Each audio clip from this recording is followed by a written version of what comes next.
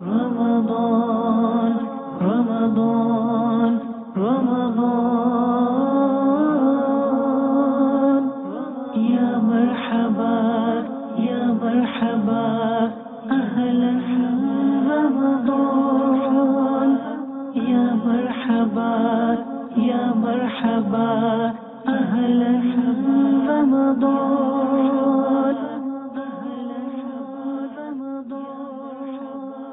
الحمد لله رب العالمين والصلاة والسلام على سيد المرسلين أما بعد فأعوذ بالله من الشيطان الرجيم بسم الله الرحمن الرحيم الصلاة والسلام عليك يا رسول الله وعلى آلك وأصحابك يا حبيب الله الصلاة والسلام عليك يا نبي الله وعلى آلك وأصحابك يا نور الله اللهم صل على روح محمد في الأرواح وعلى جسده في الأجساد وعلى قبره في القبور. اس درود پاک کی فضیلت سنی. نبی اکرم نور مجسم شافع امم صلی اللہ تعالی علیہ وآلہ وسلم کا فرمان شفاعت نشان جو شخص یہ درود پاک پڑھے اس کو خواب میں میری زیارت ہوگی،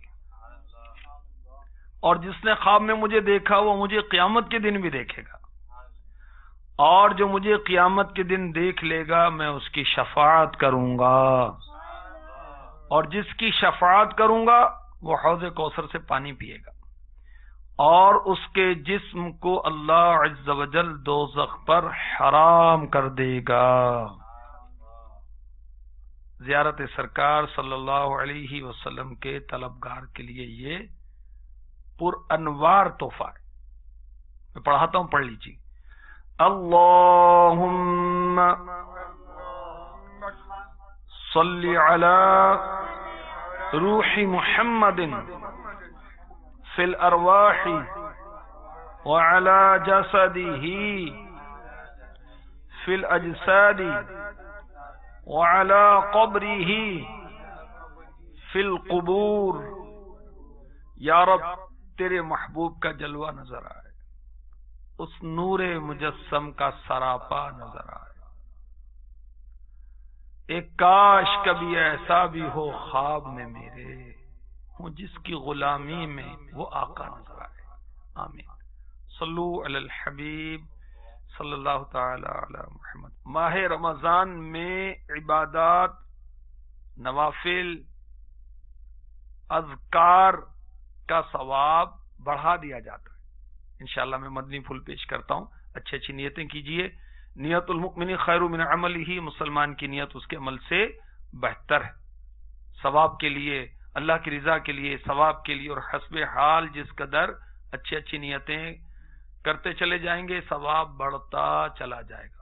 تفسیر در منصور میں حضرت علامہ جلال الدین سیوطی شافعی علیہ رحمۃ اللہ کبھی نقل کرتے ہیں. حضرت سیدنا ابراہیم نخعی رحمۃ اللہ تعالی علیہ فرماتے ہیں ماہ رمضان میں ایک دن کا روزہ رکھنا 1000 دن کے روزوں سے افضل ہے.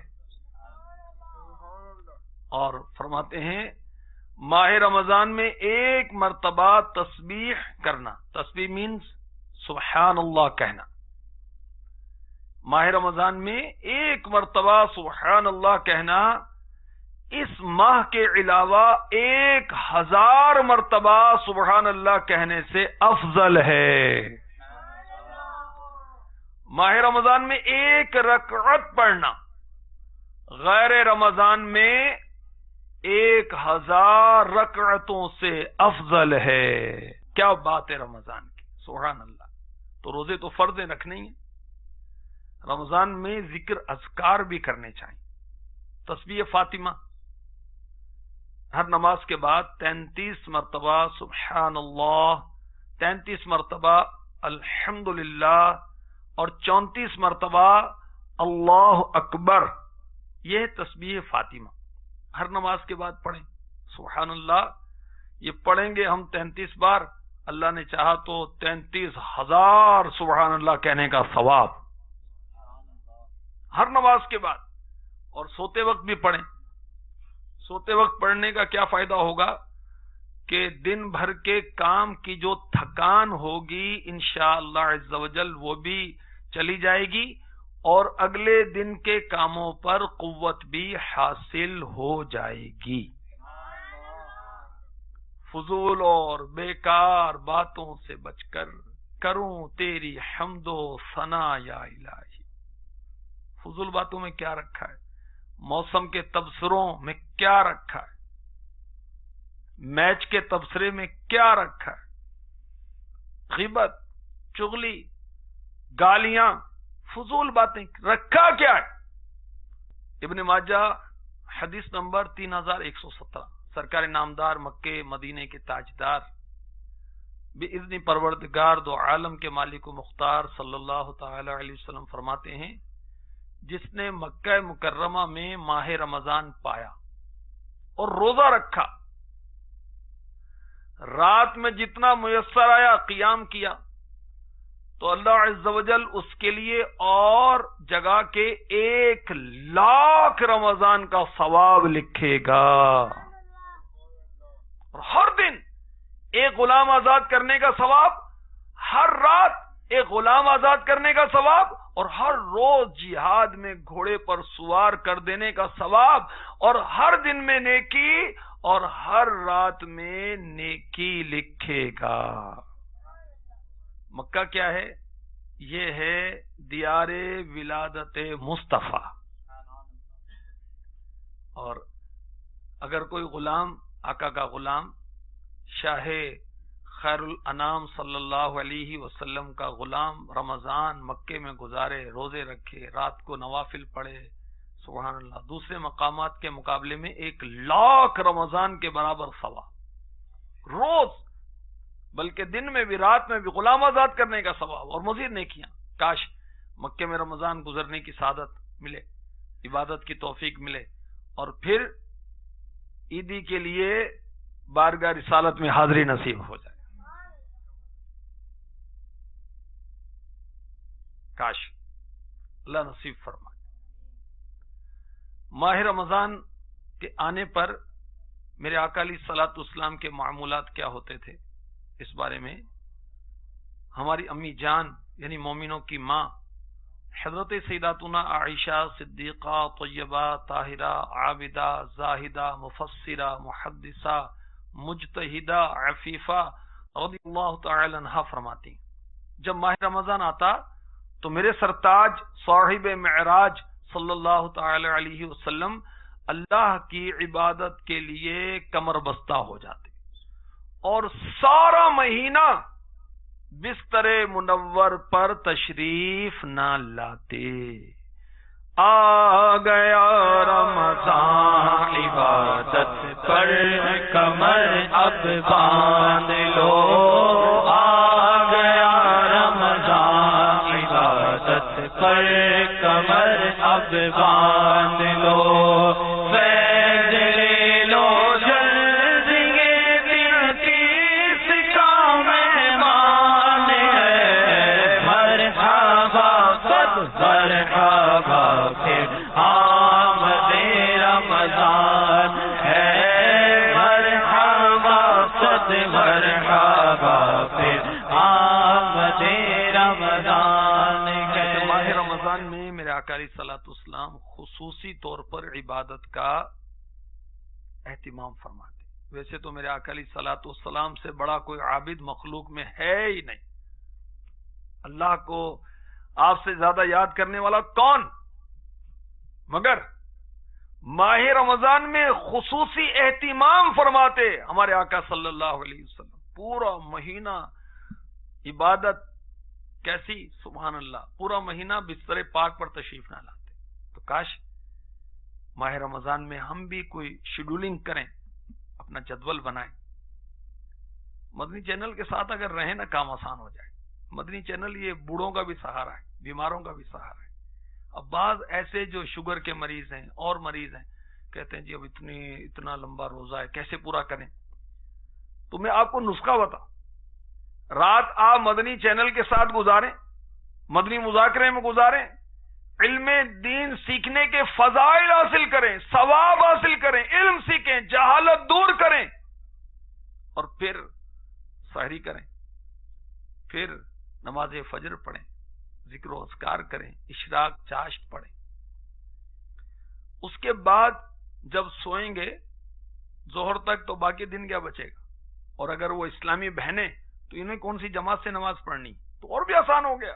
ایسا مریض ہے جو مسجد کی طرف چل ہی نہیں سکتا بیچارہ، اس کو اور آسان ہو گیا۔ تو یوں روزے بھی رکھے جا سکتے ہیں اور عبادت بھی کریں خوب۔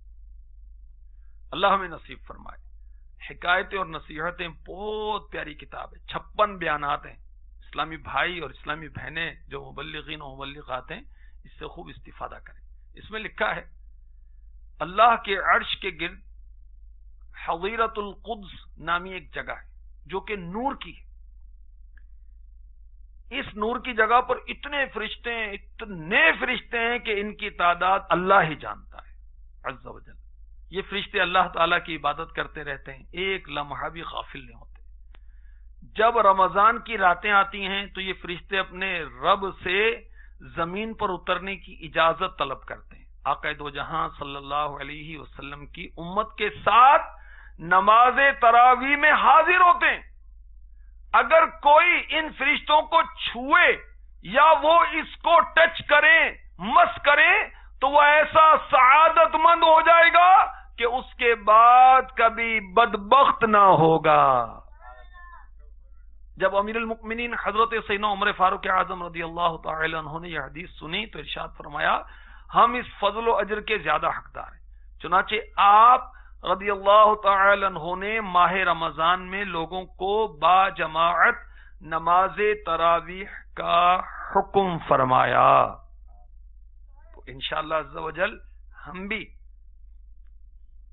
ماہ رمضان میں تراویح پڑھیں گے نا؟ اللہ ہمیں توفیق دے، آپ کو بھی مجھے بھی اللہ توفیق دے۔ تہجد میرے آقا صلی اللہ علیہ وسلم کی سنت ہے، رمضان میں آسان ہو جاتی۔ سحری کے لیے اٹھنا ہے نا، سونا شرط ہے تہجد کے لیے، سو کے اٹھے سحری کے لیے، آپ استنجا وضو وغیرہ سے فارغ ہو کر 2 نفل پڑھ لیں، یہ تہجد ہوگا۔ اور جو چاہے سورتیں پڑھیں، اور اگر ہر رکعت میں 3 بار سورہ اخلاص پڑھیں گے تو ہر رکعت میں ایک قرآن پڑھنے کا ثواب ملے گا۔ تو رمضان میں تو کام آسان ہو گیا۔ اور تراویح جو سستی کرتے ہیں واقعی سست ہیں۔ تراویح بھئی سال میں ایک ہی مرتبہ تو تراویح آتی، یعنی 3 دن میں قرآن ختم کر لیا، 1 ہفتے میں ختم کر لیا، 10 دن میں ختم کر لیا، اب تراویح کی چھٹی ہو گئی۔ ارے بھائی یہ تو اللہ کا شکر ادا کریں کہ اس نے ہمیں تراویح جیسی عبادت کا موقع عطا فرمایا۔ ہم اس میں عبادت کر کے کیا ہوگا؟ سبحان اللہ،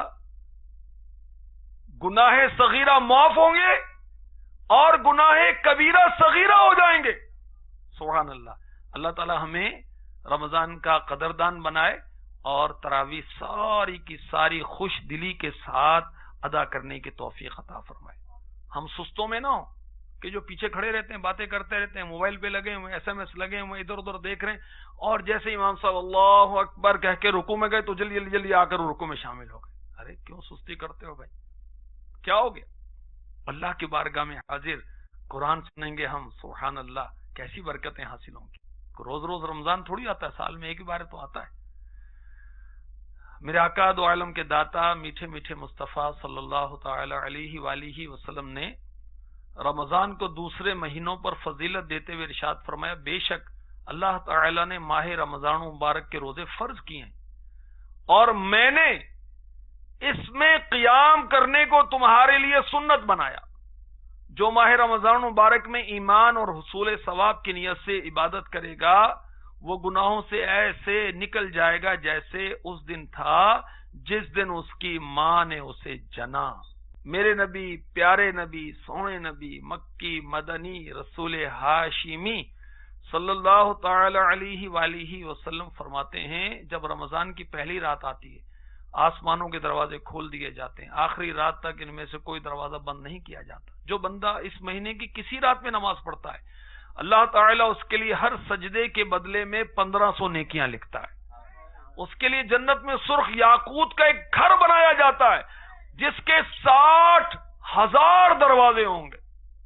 ہر دروازے پر سونے کی ملمہ کاری ہوگی، اس پر سرخ یاقوت جڑے ہوں گے. جب بندہ رمضان کے پہلے دن کا روزہ رکھتا ہے اس کے پچھلے رمضان کے پہلے دن کے روزے تک کے گناہ معاف کر دیے جاتے ہیں. اس کے لیے روزانہ 70,000 فرشتے فجر کی نماز سے غروب آفتاب تک دعائے بخشش کرتے ہیں.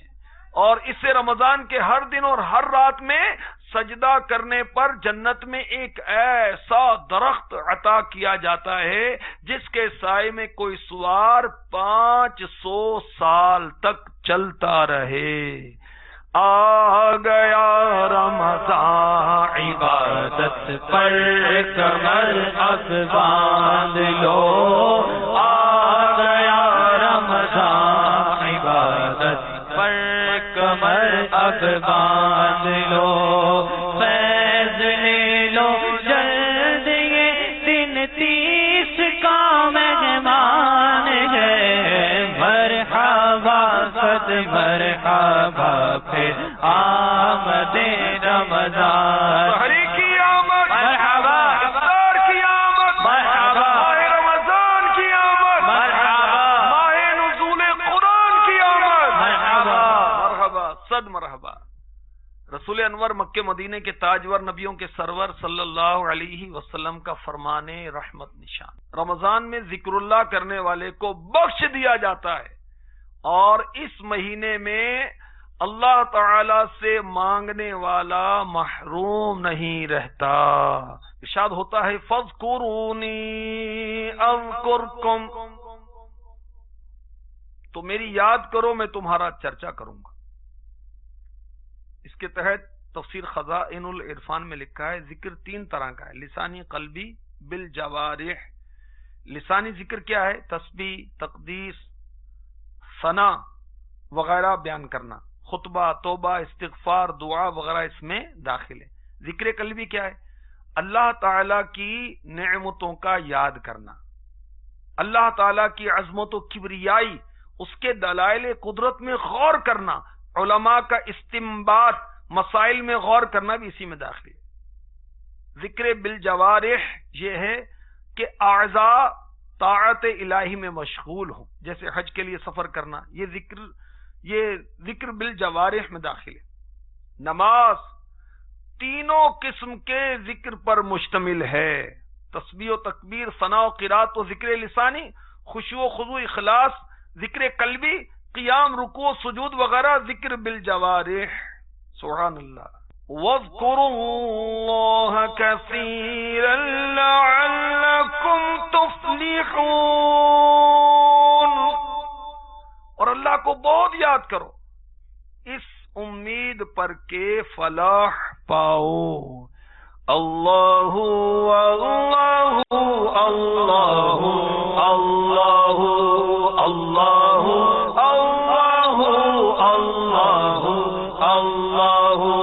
اللہ اللہ اللہ اللہ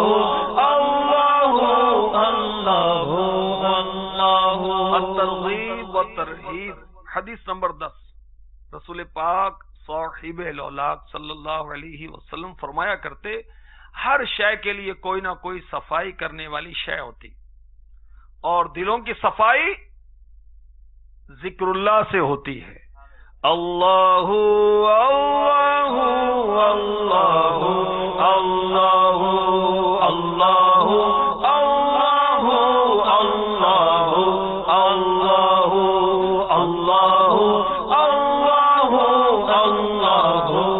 اللہ. حضرت سفیان بن عیینہ رضی اللہ تعالی عنہ فرماتے ہیں جب کوئی قوم جمع ہو کر اللہ کا ذکر کرتی ہے تو شیطان اور دنیا اس سے ہٹ جاتے ہیں. شیطان دنیا سے کہتا ہے کیا تو دیکھ نہیں رہی ہے کیا کر رہے ہیں؟ دنیا جواب دیتی ہے نہیں چھوڑ دے، کیونکہ جب یہ متفرق ہوں گے تو میں ان کی گردنیں پکڑ پکڑ کر تیرے پاس لاؤں گی. تو جب ہم اللہ کا ذکر کرتے ہیں تو دنیا کی محبت اور دنیا کے جو ناپسندیدہ معاملات ہیں اس سے بچیں گے، اور شیطان لعین سے بچ جائیں گے. غافل ہوں گے تو شیطان پکڑ لے گا. اب رمضان میں شیطان قید کر دیا جاتا ہے تو جو ہمارا ساتھی شیطان ہے جس کو قرین کہتے ہیں تو وہ پکڑ لیتا ہے. ہمارا نفس گھر کا بھیتی وہ پکڑ لیتا ہے ہمیں. تو اللہ کا ذکر ہر وقت کرتے رہنا چاہیے. اور ماہ رمضان میں تو خصوصیت کے ساتھ اللہ تبارک و تعالی کے ذکر کا اہتمام ہونا چاہیے. اور اللہ کے ذکر کی جو قسمیں ہیں میں نے آپ کو خزائن العرفان تفسیر سے عرض کی. اور جنت کی 2 چابیاں اس سے میں نے آپ کو کچھ پڑھ کے سنایا. یہ کتاب پڑھ لینا سچی کام بن جائے. جنت کی 2 چابیاں, زبان اور شرمگاہ کی حفاظت, یہ ہیں جنت کی 2 چابیاں. اور اس کو پڑھیں گے تو تفصیل کے ساتھ معلوم ہوگا. دیکھیں اس کے اندر کیا کچھ ہے, کچھ مختصراً آپ کو بتاتا ہوں میں. اس میں جنت کا بیان ہے, جنت کن چیزوں سے بنی ہے, جنت میں نعمتیں کیا ہیں, جنت کتنی بڑی ہے, جنت کے دروازے کتنے, ایک دروازہ کتنا بڑا ہے, جنت کے خیمے, جنت کے باغات, جنتیوں کا لباس, جنتیوں کی عمریں, جنتیوں کے بیٹھنے کے انداز, جنتیوں کے آپس میں ملاقات کا طریقہ کیا ہوگا, جنتیوں کا کھانا کیسا ہوگا, جنتی کھانا کیسے ہضم کریں گے, جنتیوں کا مشروب کیا ہوگا, کیا پئیں گے, جنت میں موسم کیسا ہوگا, جنت کے درخت کیسے ہوں گے, کیا جنت میں بھی بچے پیدا ہوں گے, جنت کی حور کیسی ہوگی, سبحان اللہ, جنت کی نہریں, جنت میں دیدار الہی کیسے ہوگا. جنتیوں کے لیے خصوصی انعام ہے, وہ کیا ہے, اس کتاب کے صفحہ نمبر 25 پہ پڑھ لیں. اللہ نصیب فرمائے, اللہ تبارک و تعالی ماہ رمضان کی برکتوں سے ہمیں مالا مال فرمائے. آمین بجاہ النبی الامین صلی اللہ تعالی علیہ وسلم. رمضان رمضان رمضان یا مرحبا یا مرحبا اہلا رمضان یا مرحبا یا مرحبا اہلا رمضان.